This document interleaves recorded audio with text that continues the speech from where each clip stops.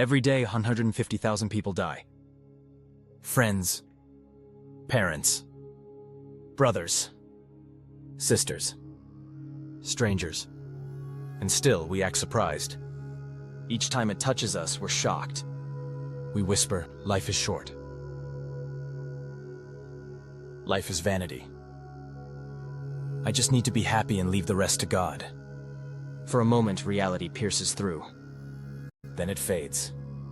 We return to scrolling, rushing, promising ourselves we'll change tomorrow. Why do we keep being surprised by what we've always known? Why does death wake us up, only for us to fall asleep again? When loss arrives, it hits like thunder. Food has no taste. Time changes shape. Little things become holy, light on a wall, a laugh in a hallway, an old message on a phone. We vow to call more, forgive faster, love better. And then the sun rises. Bills are due. Notifications ping. The shock dissolves. The calendar wins. It feels like weakness, but it's also human. Psychologists call this the mortality salience effect.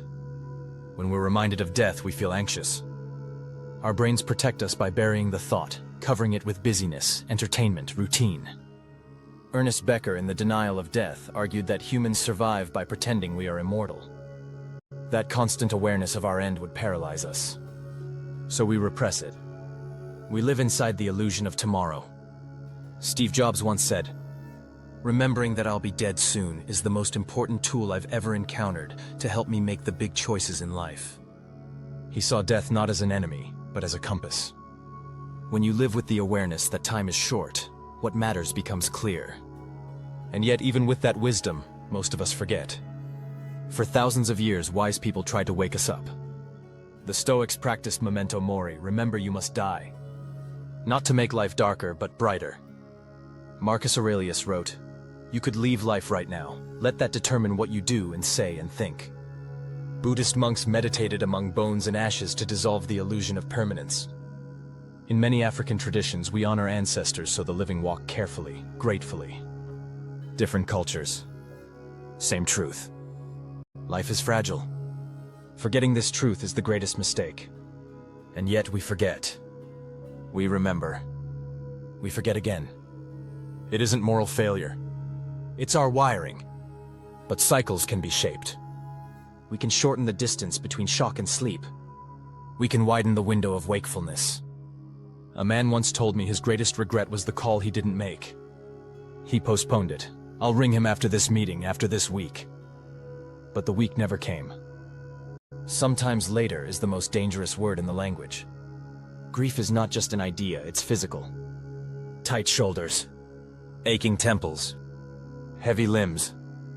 The body remembers what the heart tries to forget. Let the body be a bell. When tension spikes, slow down, breathe. Notice the sky you almost missed. Modern life trains us to outrun silence. Productivity hacks, endless feeds, achievements as identity.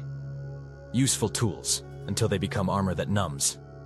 Religion and philosophy can soften mortality, but they can also tempt us to skip the hard work of attention. Meaning isn't a slogan. It's a practice. We're not meant to stare at death all day, but we are invited to let it sharpen the present. If time is finite, then today is sacred. If nothing lasts, then kindness matters more, not less. If we can't be awake forever, we can be awake now. And now is where life happens. Think of one ordinary thing you love, tea with a parent. A child's hand in yours. A message from a friend. One day you will do it for the last time. That's not a threat. It's a blessing in disguise. It turns routine into ritual. So create practices to stay awake. If a name rises in your heart, call or text within 24 hours. Each night, speak 3 small moments you'd miss if they vanished. Keep an empty chair in your mind for those absent, and honor them by living well. Pause for 5 slow breaths when stress spikes, and choose your next action on purpose. Once a week, remember that life ends, not to depress you, but to brighten the day you're in. Maybe the point isn't to escape the cycle. Maybe the point is to wake sooner, stay longer, return gentler. We will forget again. That's human. But every reminder, every funeral, every news alert, every private brush with loss is also a door. Don't rush past it. Step through. Let it reorder one choice, one conversation, one laugh you would have postponed. One day our names will be the ones spoken in soft voices. Someone will feel that same thunder, make those same promises, and face the same forgetfulness. This is the human story, remembering and forgetting, breaking and mending. But within it hides a quiet grace, another chance. Today is that chance. If this reached you, pass it on. Drop a comment. What tiny practice will you use to stay awake this week? Like the video so it finds the people who need it. Subscribe to Nico-MedLife for more reflections on health, relationships, and the soft machinery of being human.